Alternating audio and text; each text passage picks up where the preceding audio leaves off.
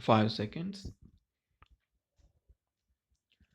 Ladies and gentlemen, I extend to you a warm welcome to this 26th annual general meeting of your company. You have had the audited statement of accounts and the director's report with you for some time now and must have therefore had an opportunity of going through them. You must have observed that the freight earnings and charter hire receipts during the year ended 31st March have increased over the previous year and that the company has earned a net profit during the year, improving from a position of loss in the previous year.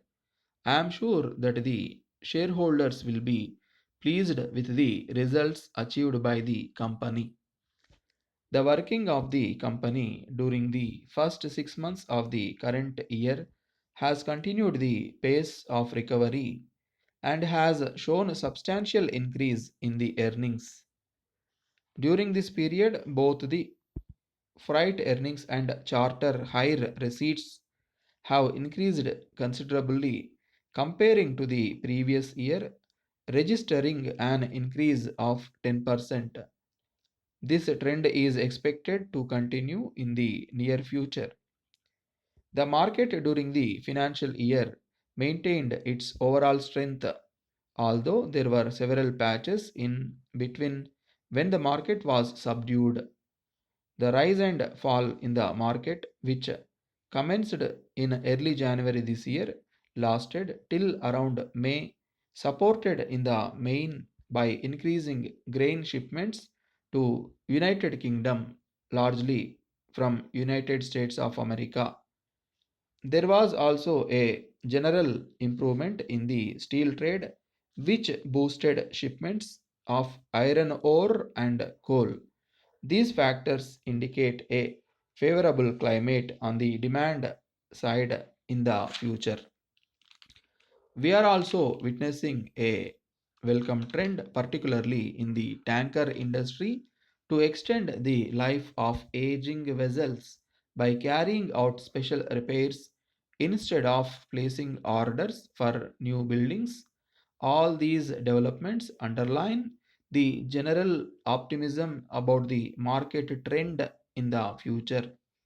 The general prospects for shipping looked favorable in the long run. The International Energy Agency has forecast that the oil demand will continue to grow, which implies the import of oil. The oil producing countries are expected to revise their production progressively upwards due to their pressing need for developmental finance. Further flouting of quotas by some oil producing countries might trigger wider indiscipline among other oil producing member countries, resulting in larger volume of supplies of crude oil to the world market. The growth of oil consumption leads to general economic growth and growth in international trade. In the context of the above developments, I can say with confidence that your company has turned the corner and is poised for making rapid strides. As reported to you in the last annual general meeting, the two mini bulk carriers contracted by us for carriage of cement are scheduled for delivery towards the end of the year. Your company also has placed orders for two similar sized mini bulk carriers. Your company is planning to strengthen its activities on coastal trade in the wake of growing demand for coastal shipping for the transportation of various commodities. In order to place your company's financial position on a sound footing for a more profitable growth, it is proposed to issue equity shares as per the proposal placed before you at today's meeting. The company has also submitted the proposal to the controller of capital issues for approval. He has since approved the proposal subject to certain conditions. I shall dwell on this point when the resolution comes up before you for kind consideration. The controller has also permitted the company to retain excess subscription to the extent of aggregate nominal value. I am gratified to note that a bill has been introduced in Parliament for amendment of the Income Tax Act for the benefit of investors in equity shares. My thanks are due to the company's bankers, especially the State Bank of India, as also our agents both in India and abroad for their cooperation and efficient service. I would also like to place on record my sincere thanks to my other colleagues on the board for their valuable advice and guidance. I must express sincere appreciation of loyal services and cooperation rendered by the company's staff. Thank you, dear sirs. We received today your letter of 6th March inquiring about the standing of the Bharat Supplies Company, and we are pleased to give you our experience of company's business with ourselves. The firm consists of three partners, and about 3 years ago, these partners approached us with a view to getting our advice on the type, quality, and amount of stock with which they should commence a proposed new retail business.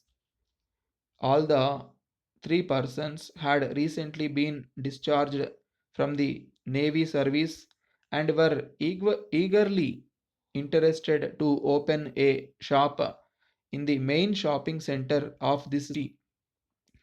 They proposed to use their savings and the government gratuity as capital to put into the business.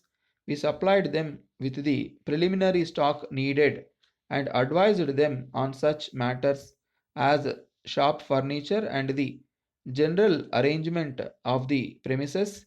Consequently, we have been in close touch with them from the time when they commenced business, and they have always traded with us since then. All our accounts have invariably been paid promptly. The orders we have received have been increasing. Last year, they purchased adjoining shop and extended their premises. They have proved themselves to be good businessmen, and these partners work consistently in their business. We can, with confidence, recommend them to you as a thoroughly reliable firm, and you need not fear about the payment of your accounts.